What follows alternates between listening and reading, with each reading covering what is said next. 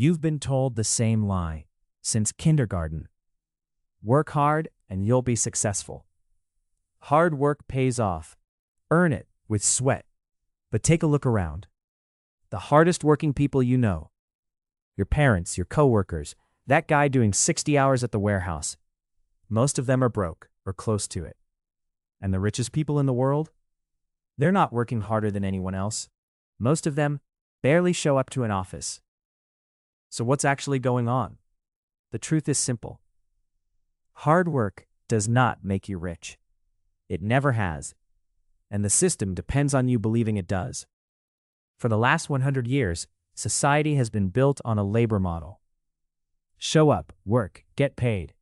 Boss profits, repeat. This worked when the goal of an economy was to produce things. You needed bodies. You needed sweat. But that economy is gone.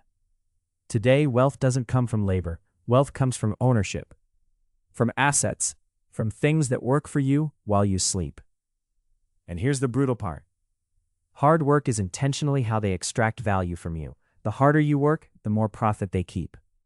You're not building wealth. You're trading time for someone else's wealth. That's why your boss doesn't celebrate when you work overtime. Your overtime is their margin. Think about your time math. The average person has about 80,000 hours of work in their entire life. That's it.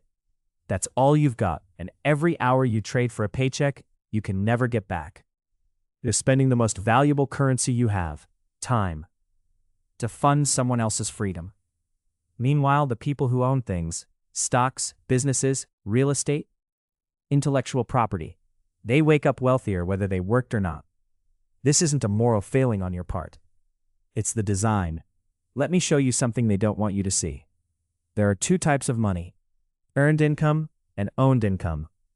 Earned income is your paycheck. It's taxed at the highest rate, sometimes 30%, 40%, even more. It stops the second you stop working. Owned income is what your assets produce: dividends, rent, royalties, business profits. It's taxed at a fraction of earned income, and it never stops, even when you sleep.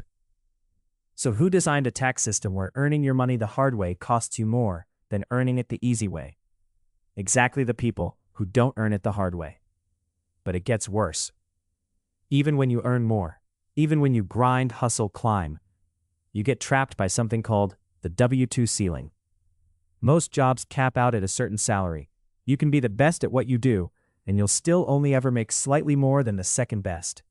Hard work has a ceiling. Ownership does not. A founder who builds something worth $10 million doesn't work 100 times harder than someone earning $100,000. They just own something. That's it. That's the whole difference. Here's the second lie they tell you. Save and invest a little each month, and over 40 years you'll retire comfortably. Run that math. Save $200 a month for 40 years at 7% return. You end up with about $525,000. Sounds great, until you realize inflation will eat about 60% of that. You're left with maybe $200,000 of today's spending power, after 40 years of discipline. Meanwhile, someone who bought a single rental property in their 30s might have $2 million in equity by the time you retire. And they slept through most of it. Hard work, saving, discipline, these are not the path to wealth. They're the path to barely making it. So who really gets rich?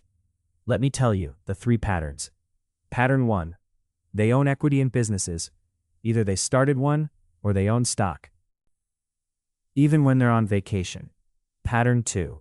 They own real estate that produces income. Renters pay their mortgage. They pay almost no tax. They sleep. The money flows. Pattern 3. They own intellectual property. Books, courses, software, patents, brands. Created once, sold infinitely. Notice what's missing from all three? Working harder. The school system, the media, your boss, they all benefit from you believing in the hard work myth. If you believe the truth, you might stop working overtime. You might quit. You might build your own thing. So they teach you the value of elbow grease and grit and earn your keep. Because every minute you spend earning your keep is a minute someone else is earning their wealth. So what do you actually do? Step 1. Stop trading time for money exclusively. Your job is fine, but it can't be your only income. Start building something you own, even small, a side income, a freelance brand, a digital product, a tiny investment portfolio. Ownership starts small. Step 2. Pay yourself first, every paycheck, before bills, before fun money. Buy ownership. Index funds, fractional shares, something, anything, because every dollar you own works for you, while you work for someone else. Step 3. Reduce your reliance on labor. Your goal isn't to work harder, it's to need to work less. Each piece of ownership you accumulate buys you back a piece of your time. Step 4. Learn the rules they don't teach. Read about tax strategy, asset classes, cash flow. Spend 30 minutes a week learning how money actually moves, not how you were told it moves. You've been working hard your entire life. That's not the problem. The problem is, you are working hard at the wrong thing. Hard work doesn't build wealth. Ownership builds wealth. Hard work, applied to ownership, builds generational wealth. The system was designed to keep you trading time for money forever. Now you know why. And now, you know how to opt out. If this video opened your eyes, hit subscribe. I'm breaking down a new piece of financial truth every week, the stuff school refused to teach you. And drop a comment below. What's one ownership asset you're going to start building this month? Thanks for watching. And remember, you're not behind because you don't work hard enough. You're behind because the game was rigged to keep you working.